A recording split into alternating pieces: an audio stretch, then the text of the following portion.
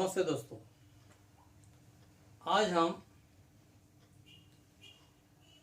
अपने पाठ्य किताब के अंदर जो 5वां पाठ है वह पाठ मधुबन, उस पाठ के लेखक है अनुराग वर्मा जी। तो पाठ शुरू करने से पहले अथवा पाठ का अध्ययन करने से पहले हम लेखक का परिचय अवश्य जान लेंगे। तो दोस्तों, पाठ के जो लेखक है मधुबन, इस पाठ के अनुराग वर्मा जी, ये अपने पाठ के लेखक है और अनुराग वर्मा जी ने डॉक्टर राम कुमार वर्मा जी का साक्षात्कार लिया है। दोस्तों, डॉक्टर राम कुमार वर्मा जी के बारे में मैं आपको जानकारी देने ही वाला हूं, पर उन्होंने उनका साक्षात्कार लिया, मतलब साक्षात्कार लेना, उसका अर्थ होता है मुलाकात लेना, इंटरव्यू लेना। अनुराग वर्मा जी हिंदी साहित्य में विपुल लेखन किया है कि अनुराग वर्मा जी ने अपने जो हिंदी साहित्य है इसमें बहुत तरह से पाठ लेखन किया है उन्होंने। उनकी, अनुराग वर्मा जी की भाषा धारा जो है प्रवाह, वह सरल है एवं आशय संपन्न है। तो उसका जो आशय है उनका लेखन का, वह हर एक को समझने जैसा सरल और सीधे भाषा में उन्होंने अपने पाठ का लेखन किया है। और आज वो अनुराग वर्मा जी हिंदी के जाने माने लेखक कहलाते हैं। तो दोस्तों, यह अनुराग वर्मा जी ने अपने पाठ का नाम दिया है मधुबन। तो इस पाठ में ध्यान देने की बात यह है कि इस पाठ में दो व्यक्तियों का समावेश है कि दोनों भी वर्मा नाम से जाने जाते हैं, इसलिए दोनों की तुलना, दोनों की बात हमने समझ लेनी चाहिए। पाठ के लेखक है मधुबन के अनुराग वर्मा जी, कि अनुराग वर्मा जी ने डॉक्टर राम कुमार वर्मा जी की मुलाकात ली है, साक्षात्कार लिया है, इंटरव्यू लिया है। तो दोस्तों, डॉक्टर राम कुमार वर्मा जो है वो ज्येष्ठ हैं, श्रेष्ठ लेखक हैं, प्रसिद्ध लेखक है। तो यह प्रसिद्ध लेखक होने के नाते हम ऐसे बड़े बड़े विद्वान पुरुषों का इंटरव्यू लेते हैं, मुलाकात लेते हैं कि आपको ये सारी प्रेरणाएं, सारी सिद्धियां कैसे प्राप्त हुई। यानी कि हम बड़े लोगों के बल पर ही, उनके पद चिन्हों पर ही हम अपना कार्य करते रहते हैं कि वो हमारे लिए आदर्श रहते हैं। तो लेखक अनुराग वर्मा जी ने भी अपना आदर्श डॉक्टर राम कुमार वर्मा जी को माना है। तो इंटरव्यू के समय उन्होंने बताया कि डॉक्टर राम कुमार वर्मा जी भी एक प्रसिद्ध लेखक होने के साथ साथ उन्हें काफी ज्ञान का भंडार उनके पास है। दोस्तों, हिंदी साहित्य के काफी ज्ञान का भंडार, संग्रह उनके पास है। दूसरी बात, बड़ा होने के लिए उनके पास बहुत साधना, तपस्या है, तप है। कि दोस्तों, अनुराग जी वर्मा के कहने पर कि कोई भी व्यक्ति ऐसा बड़ा हो नहीं सकता, तो बड़ा होने के लिए, आम जनताओं की प्रतिष्ठा हासिल करने के लिए हमें अपने कुछ कार्य करके दिखाने पड़ते हैं। तो हमेशा आदमी अपने कार्य के बल पर ही जाना जाता है, पहचाना जाता है, उसकी मुलाकात ली जाती है। तो दोस्तों, डॉक्टर राम कुमार वर्मा जी समय के पक्के पाबंदी थे, कि समय का ध्यान रखने वाले। मैंने आपको पहले ही पाठ में भी कहा था दोस्तों कि समय की कदर करना जिसने सीख लिया उसने जीवन जीने की कला सीख ली। देखो दोस्तों, अगर अनुराग वर्मा जी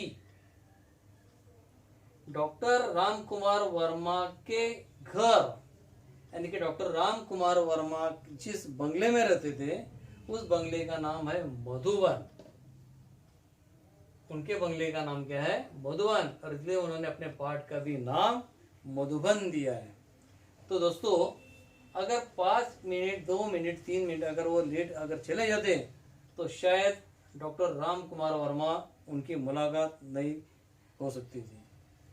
तो समय के साथ जो उन्होंने समय निर्धारित किया था मुलाकात देने का, तो उनसे उस पहले वो उनके घर उनके बंगले पर जा पहुंचे दोस्तों, और उन्हें कुछ सवालों के बाद सवाल उत्तर देने के साथ साथ उनकी मुलाकात भी ली है। तो आइए हम पाठ की ओर जाते हैं, पाठ का अध्ययन करते हैं। तो दोस्तों आप सभी ने अपनी पाठ्य किताब सामने रखो। हिंदी की पाठ्य किताब का अपना पन्ना नंबर है 11, पाठ क्रमांक 5, मधुवन, और उस पाठ के लेखक है अनुराग वर्मा जी।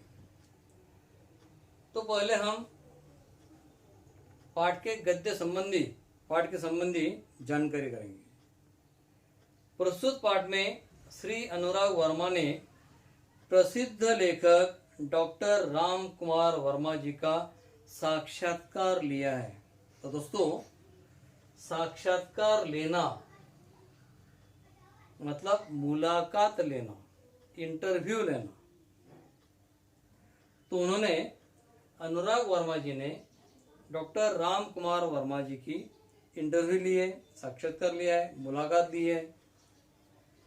यहाँ अनुराग जी ने डॉक्टर वर्मा जी से उनकी काव्य रचना की प्रेरणा, कि तुम्हें काव्य रचना की प्रेरणा कहाँ से मिली है, लौकिक पारलौकिक प्रेम, इसके बारे में भी, और देश की राजनीति स्थिति, देश की जो राजनीतिक स्थिति चल रही है उस पर आधारित आदि प्रश्न पूछे। तो उन्होंने कुछ 2-4 सवाल डॉक्टर राम कुमार वर्मा जी से पूछे, और उन्होंने भी बड़े भांति सरलता से उन्हें उनका उत्तर भी दिया है, जवाब भी दिया है। डॉक्टर वर्मा जी ने इन प्रश्नों के बड़ी बेबाकी से उत्तर दिए हैं। बेबाकी का मतलब सरल तरीके से, न घबराते हुए सरल भाषा में उत्तर दिए हैं। तो आइए दोस्तों पाठ की हम शुरुआत करते हैं अध्ययन के लिए। अनुराग वर्मा जी जब डॉक्टर राम कुमार वर्मा जी के मधुबन बंगले पर मुलाकात लेने गए तो उन्होंने समय दिया था, सुबह का समय था। मैं डॉक्टर राम कुमार वर्मा जी के प्रयाग स्टेशन स्थित निवास मधुबन की ओर पूरी रफ्तार से चला जा रहा था, क्योंकि 10 बजे उनसे मिलने का समय तय था। देखो दोस्तों, लेखक पूरी रफ्तार के साथ, रफ्तार से चलना, तेजी से चलना, देखो, क्योंकि 10 बजे का समय उन्होंने उनको दिया था। अगर मैं लेट हुआ तो शायद डॉक्टर राम कुमार वर्मा जी अपने बंगले से बाहर निकल जाएंगे कुछ काम के लिए, तो मुलाकात न हो सकती है। इसलिए मुलाकात होना जरूरी है। इसलिए उन्होंने सही समय पर रफ्तार के साथ उन्होंने उनके घर तक जहां पहुंचे।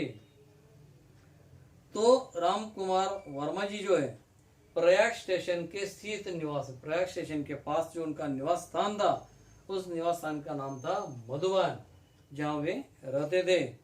और अनुराग वर्मा जी लेखक 10 बजे वहां उनके घर पर जाकर उन्होंने मुलाकात ली। वैसे तो मैंने डॉक्टर साहब को विभिन्न उत्सवों में, उत्सव का मतलब त्योहार, वे अलग अलग त्योहारों में संगोष्ठियों का मतलब चर्चा सत्र, सम्मेलन, इसमें भाग लेना। अनुराग वर्मा जी ने डॉक्टर राम कुमार वर्मा जी को तरह तरह के उत्सवों में, यानी कि त्योहारों में, संगोष्ठियों में, चर्चा सत्रों में और सम्मेलनों में उन्होंने देखा था। लेकिन इतने नजदीक जाकर, सामने जाकर, आसपास सामने रहकर मुलाकात लेने का यह पहला उनका अवसर था, मौका था।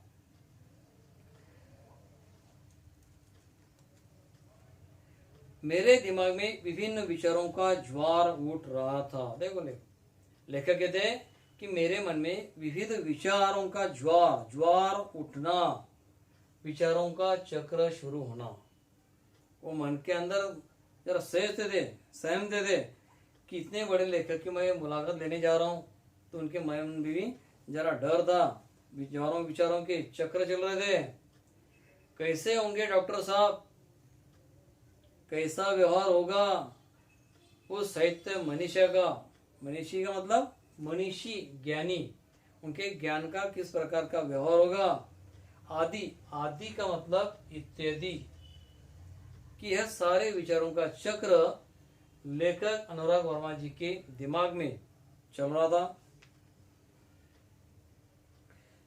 इन तमाम उठते और बैठते विचारों में लिए मैंने उनके निवास स्थान मधुवन में प्रवेश किया।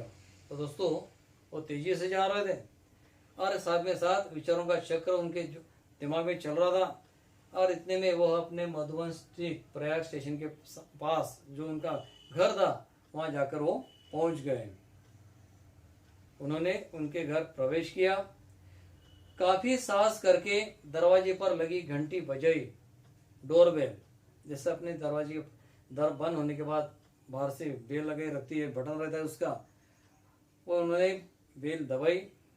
नौकर निकला और पूछ बैठा। जैसे नौकर बाहर आया और दरवाजा खोला उसने, तो चढ़ से उसने कहा, क्या आप अनुराग जी हैं?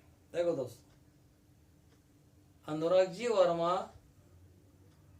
नौकर को पूछे कि भाई डॉक्टर राम कुमार वर्मा जी घर पर है ना, तो इसके पहले ही नौकर ने उनको पूछ लिया कि आप अनुराग जी है ना। तो दोस्तों यह विधान किसने किससे कहा के लिए, क्या आप अनुराग जी है? तो दोस्तों यह विधान नौकर ने अनुराग जी से कहा है। इस वाक्य पर आप अधोरेखित करो, क्या आप अनुराग जी हैं? मैंने उत्तर में सिर्फ हाँ कहा। उसने मुझे ड्राइंग रूम में बिठाया।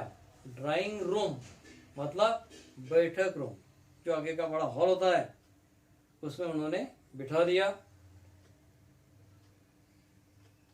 और यह कहते हुए चला गया कि डॉक्टर साहब आ रहे हैं। दोस्तों इस पर भी निशान करो, डॉक्टर साहब आ रहे हैं। किससे किससे कहा के लिए विधान है वो? तो यह विधान भी नौकर ने अनुराग जी से कहा है। इतने में डॉक्टर साहब आ गए। तो डॉक्टर साहब आते ही, यानी कि डॉक्टर राम कुमार वर्मा आते ही, अनुराग जी कैसे आना हुआ? देखो जब से उन्होंने अनुराग जी को सवाल किया कि भाई कैसे आना हुआ, तो दोस्तों ये विधान भी किसने किससे कहा के लिए है, उस पर निशान करो, अधोरेखित करो। अनुराग जी कैसे आना हुआ, तो यह विधान डॉक्टर राम कुमार वर्मा जी ने अनुराग वर्मा जी से कहा है। आते ही उन्होंने पूछ लिया।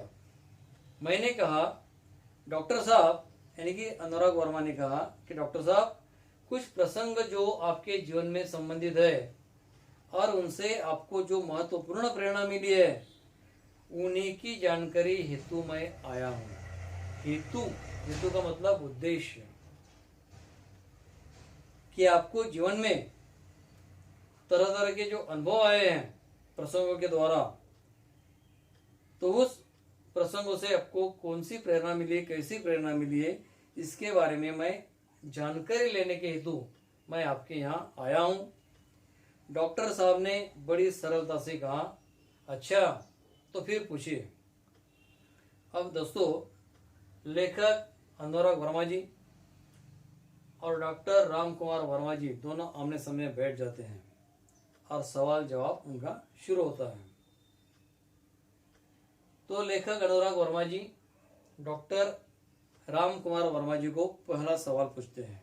तो दोस्तों जरा सुनो, गौर से सुनो, पाठ का अध्ययन करते रहो और एक एक प्रश्न के उत्तर भी समझ लो।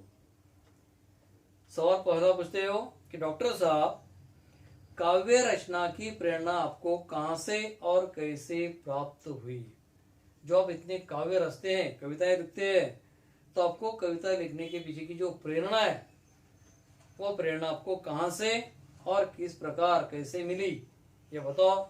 इस संदर्भ में भी कोई ऐसा प्रसंग बताने का कष्ट करे जिसने आपके जीवन के अंतर्गत पहलुओं को महत्वपूर्ण मोड़ दिया है। देखो कि अपने अंतर्गत पहलू, जो अंतर्गत पहलू है उसे उसको मोड़ दिया है, अंतर्गत मनों को, विचारों को एक दिशा दी है, वो बताओ।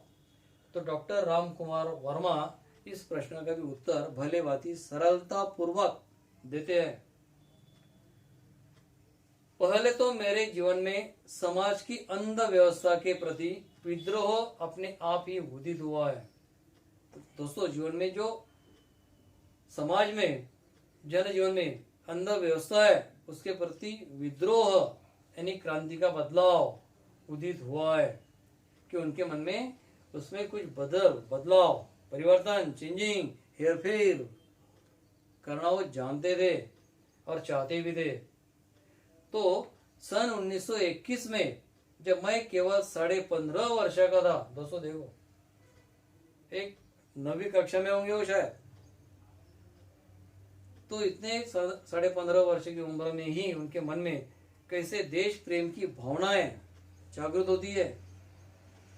गांधी जी के असहयोग आंदोलन में पारिवारिक एवं सामाजिक व्यवधानों से संघर्ष करते हुए मैंने भाग लिया। देखो, गांधी जी के साथ असहयोग आंदोलन, असहयोग आंदोलन का मतलब कि किसी को सहयोग नहीं करना, असहयोग आंदोलन कि किसी को भी सहयोग नहीं करना।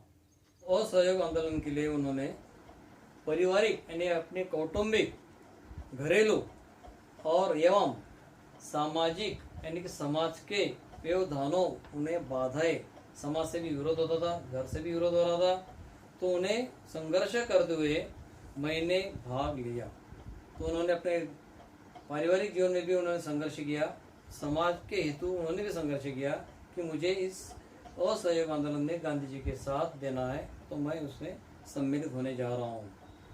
उस समय स्कूल छोड़ने की बात तो सोची भी नहीं थी, मगर मध्य प्रदेश के अंतर्गत जो एमपी कहते दोस्तों, अपने देश का एक राज्य मध्य प्रदेश, उसके नरसिंहपुर में मौलाना शौकत अली साहब, तो दोस्तों यहाँ पर मौलाना ये शब्द आया हुआ है, तो मौलाना का अर्थ होता है मुस्लिम बंधुओं के पंडित, विद्वान, अथवा अरबी भाषा के विद्वान होते हैं जिसे हम मौलाना कहते हैं। तो उनका नाम है शौकत अली साहब। आए और बोले, गांधी जी ने कहा है कि अंग्रेजी की तालीम गुलाम बनाने का एक नुस्खा है। तो दोस्तों, ये विधान भी आपको किसने किसने कहा के लिए उस पर अधोरेखित करो कि गांधी जी ने कहा है कि अंग्रेजी की तालीम गुलाम बनाने का एक नुस्खा है। तो मौलाना शौकत अली साहब ने ये विधान कहा है। तत्पश्चात आवाज तेज करते हुए कहा, है कोई माई का लाल जो कह दे कि मैं कल से स्कूल नहीं जाऊंगा। देखो दोस्तों, चुनौती दी है, ललकारा है बच्चों को, नौजवान पीढ़ियों को कि कल मैं स्कूल नहीं जाऊंगा, ऐसा कहने वाला अपने समाज में है कोई माई का लाल। मैंने अपनी माँ के आगे बड़ी ही श्रद्धा से स्कूल न जाने की घोषणा कर दी। तो दोस्तों, डॉक्टर राम कुमार वर्मा जी ने बड़ी श्रद्धा से, नम्रता से, विनम्रता से माँ से कह दिया कि मैं कल स्कूल नहीं जाऊंगा। सभी लोग सत्ते में आ गए। सत्ते में आना, घबरा जाना।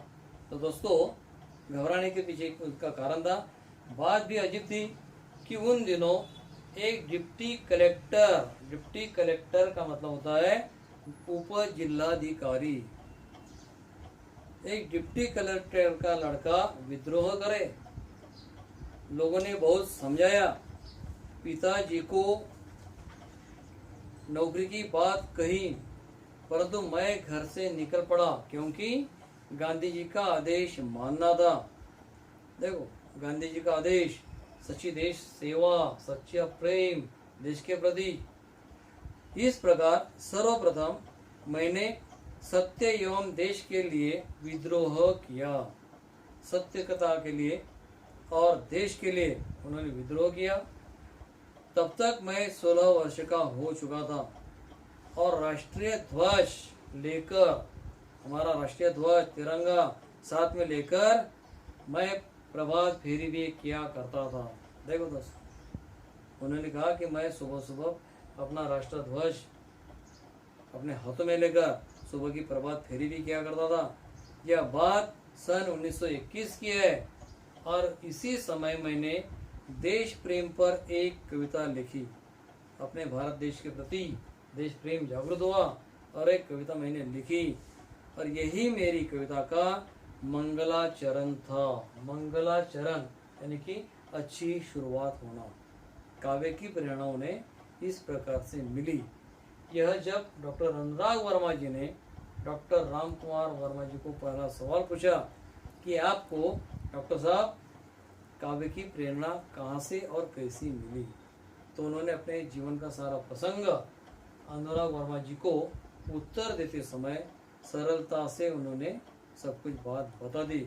इन सब कारणों की वजह से मुझे काव्य रचना की प्रेरणा मिली है। तो दोस्तों, यहाँ तक हम इस पाठ का अध्ययन करेंगे। आगे का जो पाठ है उस पाठ का अध्ययन हम अगले पीरियड में देखने वाले हैं। धन्यवाद।